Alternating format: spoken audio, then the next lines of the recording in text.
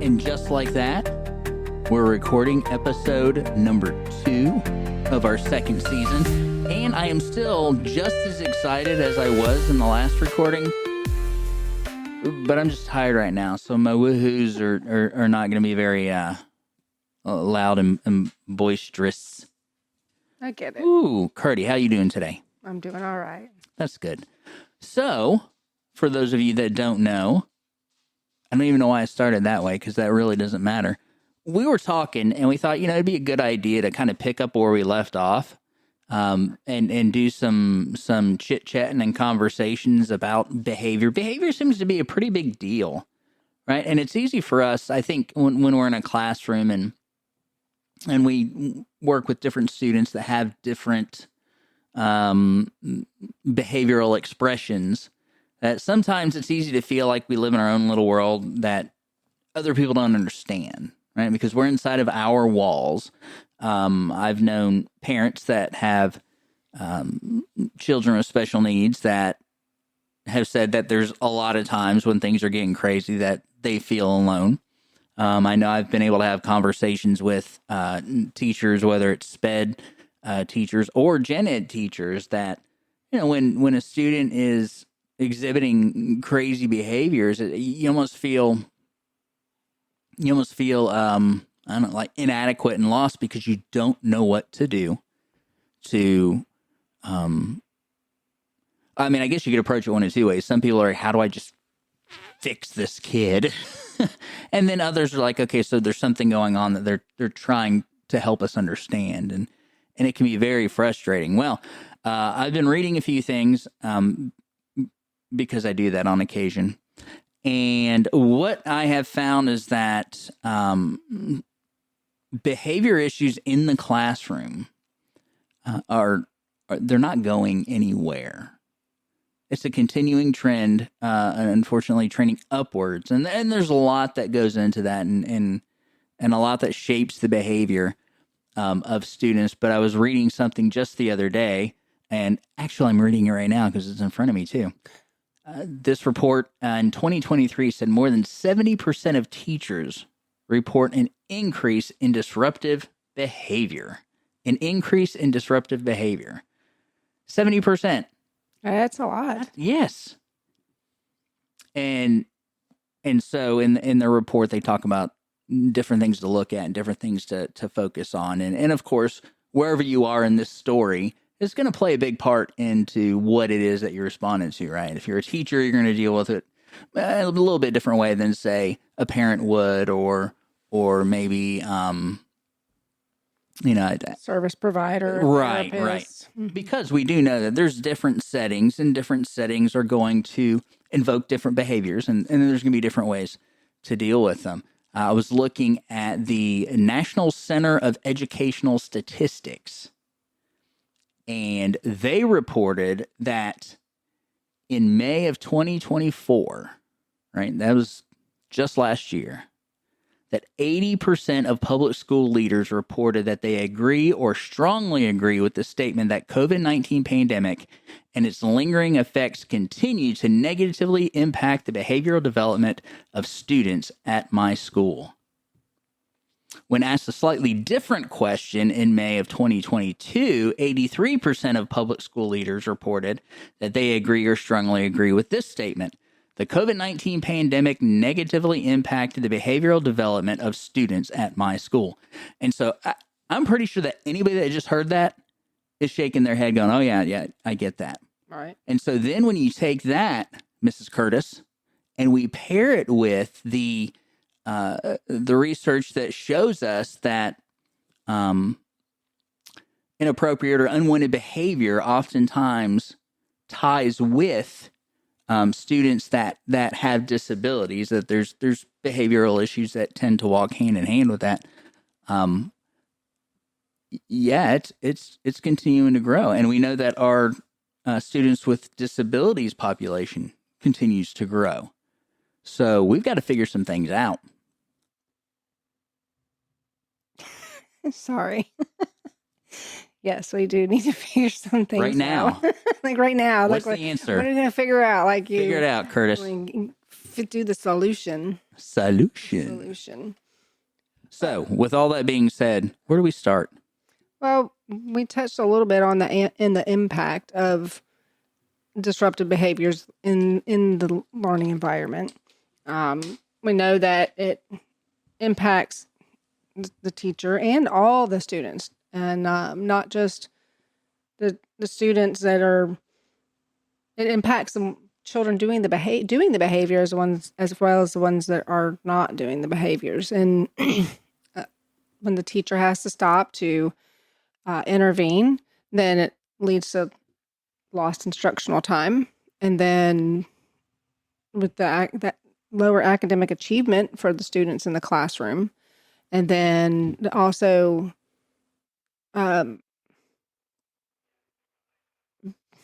the words aren't working very well this evening.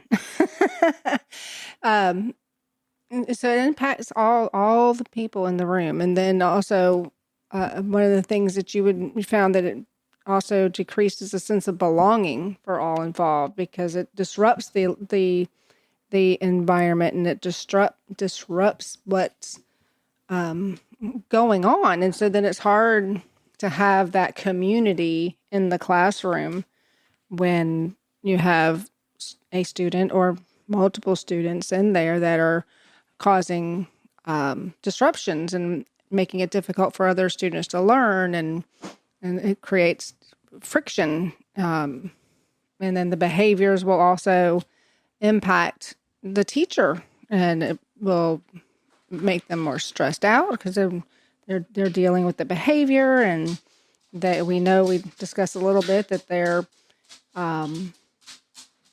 the timelines for instruction is gotten more intense. Like, no, they need to learn this material, and they need to learn it within this time, and but they have to stop it. It impacts their timeline, and then they get behind, and they feel stressed, and they get burnt out, and it could also impact the turnover rate. They're like, never mind, I don't want to do this anymore. So we've identified, and of course there's more that play into it, but let's look at just three key pieces to this conversation. We have the teacher, we have the student that is exhibiting the behavior, and then we have the students who are observing the behavior and having it impact their education experience. So, of those three, there's only one person that has direct, I'm going to use the word control, because they are in that situation, so they can control what they're doing. That might be listening to this. There's three people. So let's talk a little bit about what we might want to share with the teacher, what we might want to share with the parent of the student that is struggling with inappropriate behavior, and then what do we say to the parent who has the student in that classroom that the behavior issue isn't theirs, but they are going to experience the consequences of others' actions? Because we see that a lot in life, right? Sometimes we do dumb things, and we pay for that, because you put your finger in the fire and it's going to get burned, right? Put your hand on the stove, it's going to get burned. Right. That's a direct consequence of our actions. But then there's times, where if I'm standing in front of an oven or a stovetop, and somebody bumps me because they're horse playing and I don't see them, and I stick my hand out to stop myself, I'm going to burn myself, right? And so that's kind of the product of somebody else's choice. Regardless of how it comes to be, we all do take some ownership in what do we do with that? Like, what can I do? What is my part in all of this? And making the best of the situation. So, said all of that to come back around and say, what is it that we would say first to the parent of the child that's exhibiting this behavior? What is it that we should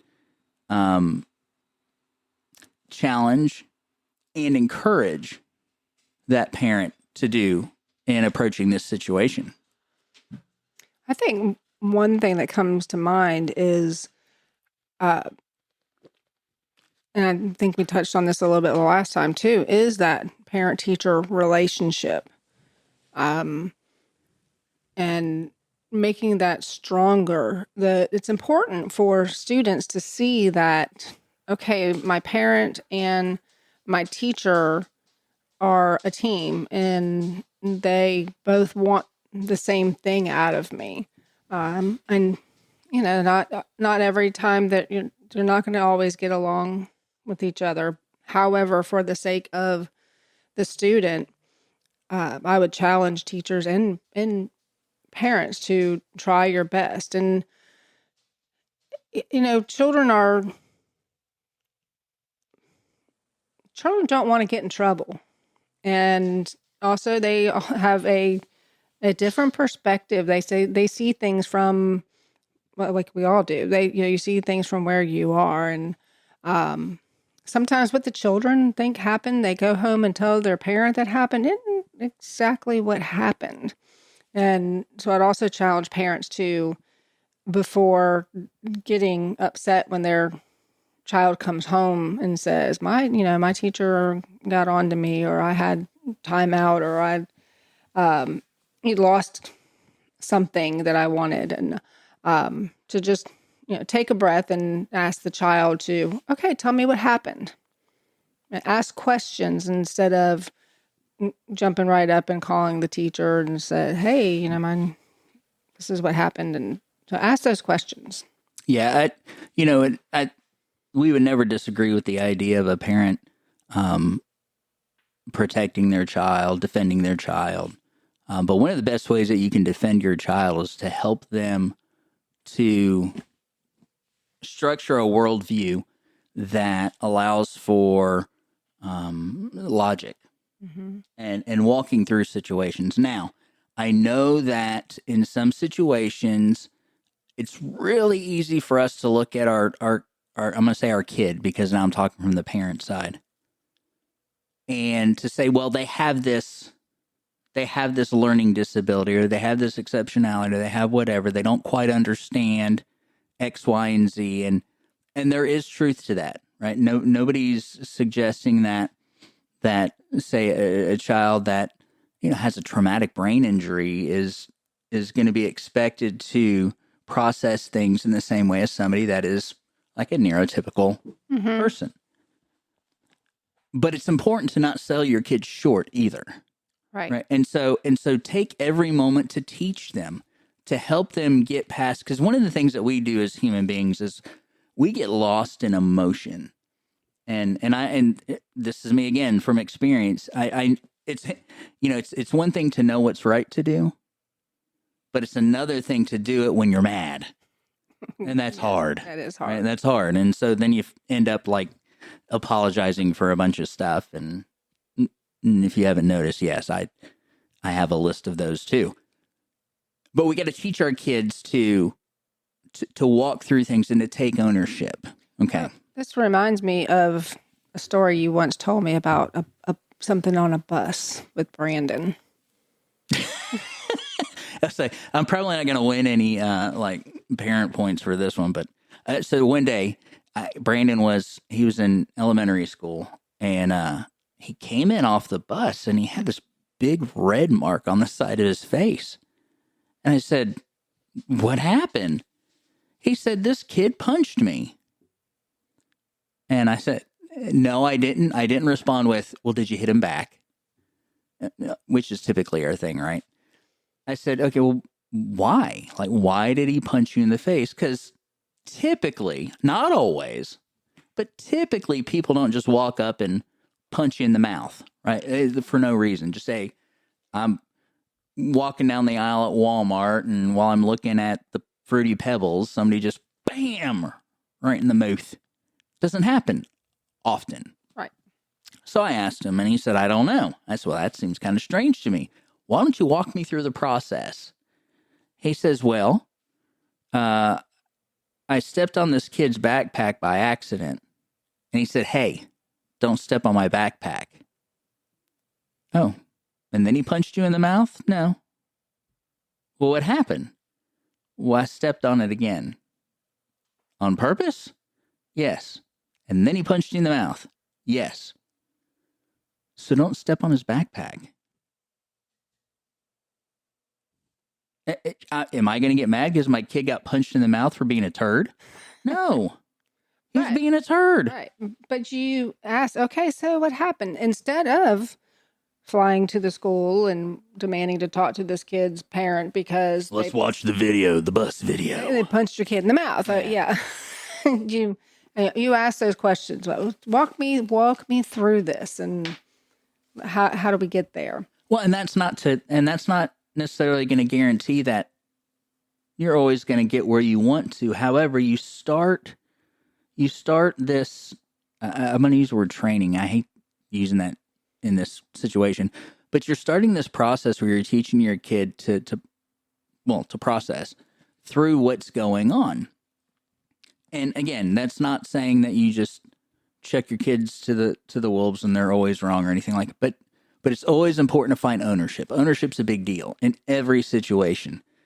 And so start teaching your kid that. So if you're the parent that has the behavior, that has the behavior issues, has a child with behavior issues, start walking them through the understanding. Because I tell you what, I've been in the school system working in special education for almost a decade. I worked with families through our church for almost a decade. And I've had the opportunity to see and work with a lot of kids, a lot of different backgrounds and so on and so forth. And it's really heartbreaking when you have a kid that is expressing behavior that's unacceptable, and then they don't understand why there are negative consequences for that, not because they're incapable of understanding, but because parents didn't take the time to walk them through that, to identify those things. So instead, you got these kids that are growing up that they can't understand why they're getting in trouble outside of the house when it's like they didn't do, from their perspective, anything wrong. Right. And so there's that. So we have that for the parent who, and ask for help. And that's another thing I'd throw out there too, is it's okay to ask for help. Nobody's got this thing figured out. You'll sit in meetings with people who, you know your kid better than anybody else. Like, you're gonna know their likes, their dislikes. Mm-hmm. You know those types of things. You got people sitting on the other side of the table that have committed their lives to research and studying the different things that your child is dealing with at the same time. So why not pull that together instead of me versus you, right? So, and the way we do that is we ask for help. Mm-hmm. We do that. Teachers ask for help. Parents ask for help. So now let's move on to the teacher side, Mrs. Curtis. So if I'm a teacher, you're a teacher, mm-hmm. and I have these behaviors happening in my classroom, I just want these kids to learn. That's my whole thing. I don't know that there's anybody, I don't know that I've met a teacher, and I've met some great teachers that love math, but they love watching kids learn math. Like, they love watching that light bulb come on. Mm-hmm. I don't know that I've met any reading teachers I just love reading. And they may, but that's not why they're teachers. All right.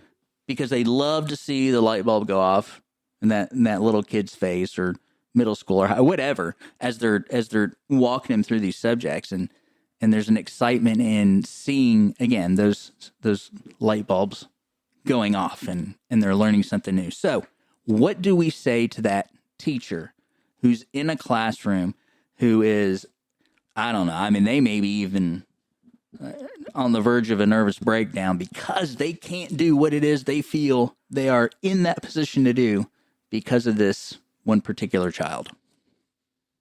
Well, as with the parent, the teacher, I would recommend the teacher reaches out to the parent and have that communication. And one thing that is, I think, important to remember, and I had to learn this too, is when you're communicating with the parent, don't always call them or message them or write in little Johnny's notebook all the bad things.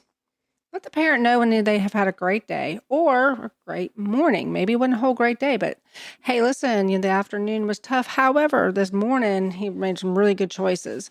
So that communication, and also knowing that you see their child can make good choices as well. So do focus on that positive, and then also communicate when you're having struggles. And I think that it will come through to the parents better if every time they're seeing an email from you or a dojo or a message that they know you're going to complain about their kid. That's not going to help that relationship. And once again, we talked about that parent-teacher relationship is probably the most important part to help these behaviors. And then consistency, being consistent when you, if you allowed it today, but don't allow it tomorrow, and then the next day you allow it again, the child won't understand. They need to know what is allowed and what is not allowed. Not Well, that as it's an allowed. adult, I don't understand that. Right. Right? Like if I go to work and I I walk in one day and I follow these set of procedures, and I mean, maybe nobody says I'm doing great, but if they don't tell me I'm doing it wrong, I'll probably continue to do it. Mm-hmm. Right? So I'll come in the next day and do it, and then I have that person, or I have that supervisor come after me and chew me up and down because I did it this way. Well, it's really confusing because I just did it like that yesterday. I know it's Right? fine. Right. Yeah. So being consistent and in knowing and your expectations and your rules. And I had something I was going to say, but then I forgot. It's my fault, isn't it? Probably. Well, in talking to, like I said, I've been blessed to have different levels of interaction with different families over the years, and I'll tell you this: even if it's a parent that pushes back, most parents that I've met whose children have behavior issues, they know it. They know their kid has behavior issues. Now they want to stand up for their child. They want to defend their child. And so when a teacher is constantly coming at them, complaining about their kid, I mean, their natural instinct is to defend their kid. Right. So what I would like to add to this conversation, and it's something that, interestingly enough, that my dad has used for years in like marriage counseling. And he'll ask this question, and if people are honest with themselves, first time around hearing this question, you'll think to yourself, oh yeah, probably not. So here's what he asks. He'll say, can you honestly look at the relationship and say that you've done everything that you can, everything you can control to make the relationship work? So now let's take that and put it into the educational system. I am not questioning the heart of a teacher. I'm not questioning the drive of a teacher. I'm not questioning the passion of a teacher. But what I will ask is this: in that relationship with the parent, have you done everything you possibly can to make the relationship work? And that's a hard one because, again, what we were talking about with the parent of the child that's exhibiting these behaviors that are inconducive to a successful classroom, the teacher needs to take that too. Am I doing everything I can to possibly foster a relationship that at least not fix the kid? That's not what I'm saying. Mm-hmm. I'm not saying, can you go down a checklist and say, well, I did this, I did this, I did this, because I'm trying to get them to just sit in their seat. No, the relationship that you are forming with the child and the parent, are you doing everything you can to, and I'm just stressing the same thing you said earlier, to keep that communication open, to be a team, to work together. So that's the teacher, the parent of the rambunctious one. Mm-hmm. What can we share with parents of students that have to share that space? Which oftentimes even presents itself in a manner of, what do we tell our kids? So if I have a student in my class that's having a meltdown, I don't know why, you don't know why. Little Jimmy over there doesn't know why. Little Janie over there doesn't know why. As parents of little Jimmy and little Janie or whoever I said, what can we share with those parents that they might share with their kids who observe those situations in the classroom? I would start with having those parents talk to their children about, everybody's different. Everybody has different needs. Everybody learns different. Everybody has different responses, especially to different sensory inputs. A lot of times that our students with disabilities that are in the general education classroom, talking about these meltdowns, and that's usually they're due to some sort of sensory either deficit or need or overstimulated, and I look for books to read with your child about students being different, and I know that it's hard because you want to say, well, my kid's not learning, and this kid's taking the time, and if help them foster some grace within, because a lot of times these students they don't want to disrupt the class. Now some do. Mm-hmm. Some that's what they want to do. However, if you're having the students with disabilities and they're having struggles with the behavior due to sensory problems, then it's not something that's under their control. And so that's where I would start is. So our responsibility inside of the schoolroom is reading, writing, arithmetic. These are the things that we're expected to teach. But it's important to remember that inside those classrooms are snapshots, right? A microcosm of the world outside. And if we can teach our children to be compassionate in the classroom, they will become adults that are compassionate in the world. And one of the areas that we struggle with as human beings is that we live in our head and we see the world happen around us. Now, I was that weird kid that would, sit on a bench and you see people drive by in the car and I'm like, I wonder what they're thinking. Like, I'm sitting here on this bench and I see all these people around me. I wonder if anybody else is just sitting in their car on a bench and feeling the same way. Like, I'm stuck inside of my body seeing the whole world around me. And we all operate that way, Mm-hmm. right? We all operate that way. And the way we see all of that is shaped primarily by the experiences that we have, the interactions that we have. And so, of course, we need our parents and our grandparents and our teachers and our preachers and the people in the community to help us take those experiences and shape the perspective properly, right? Because, if I burn my hand on the stove, my instinct might be to say the stove is bad, Right. right? And so we need help shaping all of that. said all that to say, when we look at the classroom, and no matter what part of that picture you are, emphasizing compassion is huge.